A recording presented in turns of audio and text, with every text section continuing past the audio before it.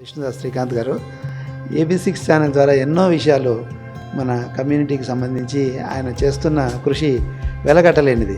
AB6 ఛానల్కు అందరూ subscribe చేసుకోండి. Please subscribe to AB6 channel. ఆంధ్రప్రదేశ్లో నామినేటెడ్ పదవుల కోలాహలం మొదలైంది. ఒకే రోజు దాదాపు 20 కార్పొరేషన్లకు చైర్మన్లను నియమిస్తూ రాష్ట్ర ప్రభుత్వం ఉత్తర్వులు జారీ చేసింది. నామినేటెడ్ పదవుల్లో సైతం కూటమికి ప్రాధాన్యతనిస్తూ పోస్టులు విడుదల చేశారు. ఇందులో టీడీపీకి 16, జనసేనకు 3, బీజేపీకి 1 నామినేటెడ్ పోస్టులు ఇచ్చారు. ప్రధానంగా ఎంతో కాలం నుంచి నామినేటెడ్ పోస్టుల కోసం ఎదురు చూస్తున్న బ్రాహ్మణులకు కాస్త ఊరట లభిస్తోంది. వివిధ రకాల పదవుల కోసం ఎప్పుడెప్పుడు ప్రకటిస్తారా అని ఎదురు చూస్తున్న బ్రాహ్మణులకు శుభవార్త. ప్రస్తుతం ప్రకటించిన 20 నామినేటెడ్ పోస్టుల్లో 3 జనసేనకు ఇవ్వగా, అందులో ఏపీ టౌన్షిప్ మౌలిక సదుపాయాల అభివృద్ధి కార్పొరేషన్ ఏపీ టిడ్కో చైర్మన్ గా వేములపాటి అజయ్ కుమార్ ను వరించింది.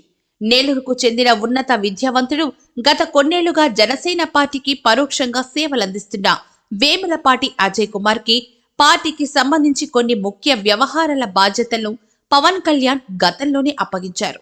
జాతీయ మీడియాకు పార్టీ తరపున అధికార ప్రతినిధిగా సేవలు అందించడంతో పాటు రాజకీయ శిక్షణ తరగతులు, బూత్ స్థాయి పర్యవేక్షణ, పార్టీ అంతర్గత క్రమశిక్షణ, నిర్వహణ బాధ్యతలను అజయ్ కుమార్ నిర్వహిస్తున్నారు.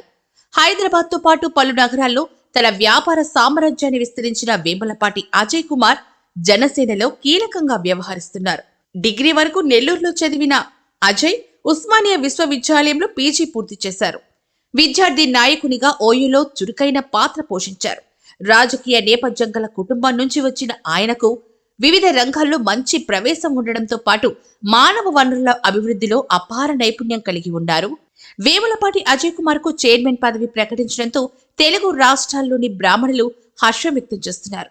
కొన్నేళ్లుగా ఎదురు చూపులతోనే ఉన్న బ్రాహ్మణ సామాజిక వర్గానికి తొలి లిస్టులో ఒక చైర్మన్ పదవి రావడం హర్షదాయకమే.